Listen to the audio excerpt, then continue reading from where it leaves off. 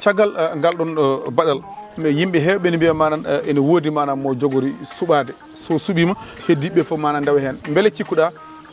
jogorani wonde mo hirdani e ƴewanta kam nangue o suɓo neɗɗo yimɓe mbiya min dewata e makko saabu mana avenir amin politique wona kanko goppuɗo o wona kanko mana min jogo rewde est ce que ɗum ne kadi jogorani jibinde cargu e yiyande woɗɗude ene wawi wonde kono e yiyande ɓadide ɗum ɗon wawata wonde saabu ɗo joni kamɓe ɓe ngala nangue so wona kanko ko kanko woni nangue ganduɗa ɓe kamɓe hirdoɓe ɓe nangue gue ko kanko woni nangue gue ɓe poti ƴewde gue stratégie mo mbiyannamami nano ha joni ko hen gartaten ay so wonno duuɓi ɗiɗi haade tawanno ko moni foof andi ɗo fayi moni foof andi mbo yadata kono ɗo firtude ɗo cokki mum ko risque ɗum ko gueɗel ɗimmel nguel kadi kanko o dañi affection leydi ndi ɓiɓɓe leydi ndi wona to banggue ko golli ko par ce que o gollinoma haɗani yimɓe gañimo o gollinoma haɗani manifestation mbaɗi kono noon ko waɗi ko déclaré o jeytaki ko waɗi ko déclaré ko Sénégal nagal ɓuuri neɗɗagal makko ko waɗi ko déclaré yimɓeɓe ma jah Sénégal ma heddo ɗo ko waɗi ko déclaré wonde o wondi e nder golle o hakkille makko waɗimo woppude miijo makko rutti koye ɓen adatoɓe finde subaka battiɗo ɗanade ɗum ɗo foof ko waɗi ko capitalisé ina wawi addandemo kanko Macky Sall wonde hankkadi nangue ngue ganduɗa ngue ɓen mbawa ƴewde so wona kañum par ce que ɗo hay goto wawa widemo ina paranma e nder lebbi jeeɗiɗi ɓuuri tengtude emo andako e kala ko wawi wonde noon ɗo parata ɗo tan ko neɗɗo mo ganduɗa o ƴetti affection makko mutti makko affection o ɓorno ɗum manam ɗo joni ko histoire politique Sénégal tan woni reftade ayno Macky ari nde eɓe mbiyanno ko il est en train de faire du wadde sans wadde woni omon waɗa wadde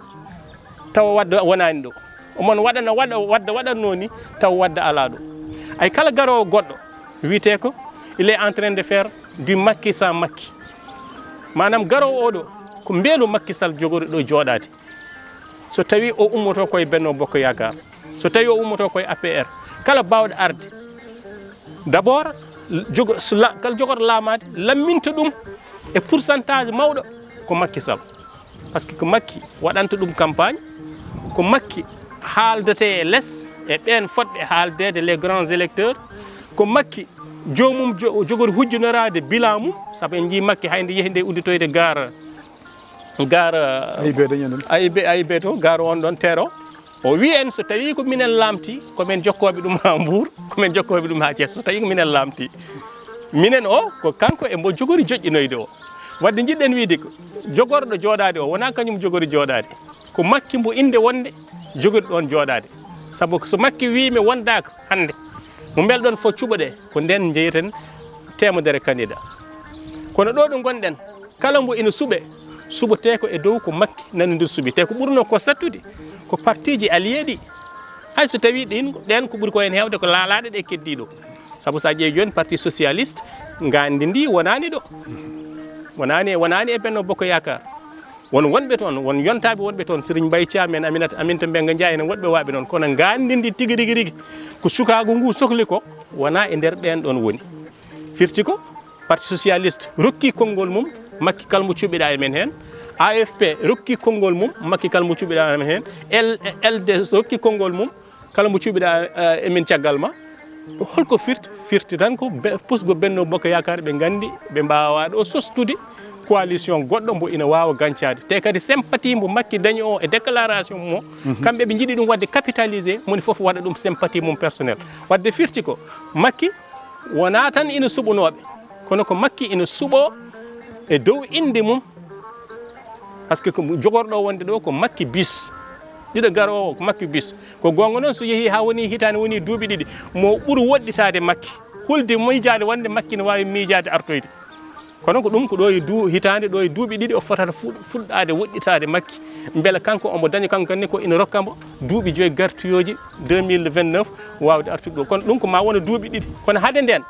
kala mabɓe mo cuɓaɗo walla kala mabɓe gonɗo candidat wonirta candidat koye dow inde daraja mo Macky Sall heeɓi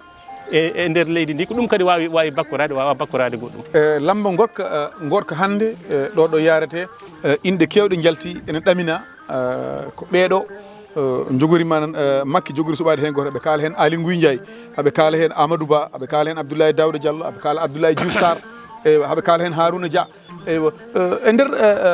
ɗiɗo gayi kogoli eywa cikkuɗa te yimɓe hewɓe ne mbiya hakkude premier ministre e Abdoulaye Daouda Diallo wona hunde ɓorwude e wiya wi ɗum ko tolno butta en ene wawi taw ne woodi ene wawi taw wodani beele cikkuɗa e nder ɗiɗo gayi kogoli soko tawi woodi hen cuɓaɗo heddiɓe manan pusata balɗe eyyi woni ko mbimami ko tan woni fustata balɗe o ko hay goto hankkadi alaɗo fayi sa yeehi alaɗo paaɗa ala mabɓe foof bawɗo hande mahde avenir mum politique joño ko gollidi ko e Macky tawde kamɓe foof avenir mabɓe politique jogori mahade ko e ko dow Macky mahno ko en cikkani so goto e mabɓe ina suuso e janggo e jaam dikkade suɓgo Macky wi mi ala e ko gonɗa ko mbeɗo wonoy kono ɗo joni ɗeɗo dille foof ko siftoram mboɗo woodi par ce que wona fodɓe wonde ɓe tan dilli fodɓe wonde ɓe ina dillira yo ciftore no goodi woni hen nan mbaɗa tourné ji e nder leydi woni hen ɓe mbayruɗen nande garti e réseaux sociaux ji ɗiɗo dumunnaji comme hande Souleymane Ndéné Ndiaye hande mana foji yalti quoi hewɓe mbayruɗa nande garti o ko yomi wattore e ko arata ko hay somi suɓaka yomi wattore e nder ko arata ko saabu ɗo joni wona tan hoorejo leydi gariyowo kono hoorejo leydi gariyowo ɗo joni pour deƴere waɗe pour jaam waɗa pour deƴere waɗa pour hay goto wasa janggo e jaam sikkitoyade walla wiide ina filñitoyo janggo e jaam deƴere nde gam wawde wadde ko jebbilanade ko hoorejo leydi ndi haali ko kono noon gam garowo o anda minne mbeɗa woodi alay saago mi dilla guila joni o anda mbeɗa wawno suɓede ɗo suɓaɗo tawde ko kanko suɓaɗo cuɓami ɗo jammi rewde makko mataw so woni ma wod ko waɗi ni heddiɓe ɓe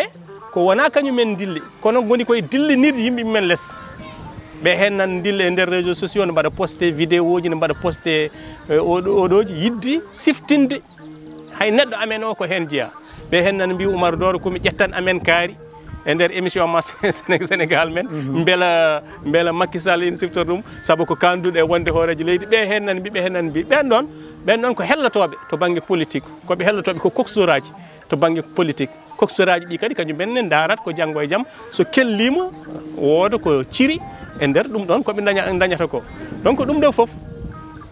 woni haala ka e dabɓa haala ka tan ko candidat garowo o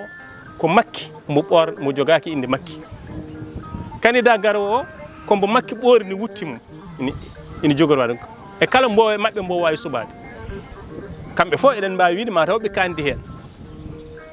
walla kam hay soɓe kandani hen moni fof nan handini hen hoore mum saabu fuɗɗima feññinde hoore mum walla yimɓe mum puɗɗima feññinde ɗum kono kala ko wawi hen wonde cuɓotede garowo oɗo ko président Macky bis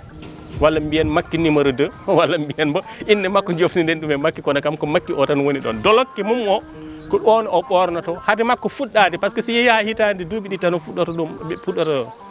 sertude ɗum kam ko réel politique addi ɗum kala mo cuɓiɗa kañum ni yiɗata ko ñibde takki hono no ñibirnoɗa ni takki a waɗi ɗo duuɓi sappo e ɗiɗi minni mboɗo yiiɗi wadde ko famɗe foof duuɓi sappo ɗum waɗi miijotoɓe gartugol Macky ngol wawa wonde hayso woni moƴƴani e Macky par ce que yiyama e nder histoire windere nde to banggue président ji janoɗi garti foof mbaɗani ko mbanno ko te kadi dañi caɗele yeeru mum tan Poutine nan ɗon hande ko eɗen gandi no arti nde pouvoir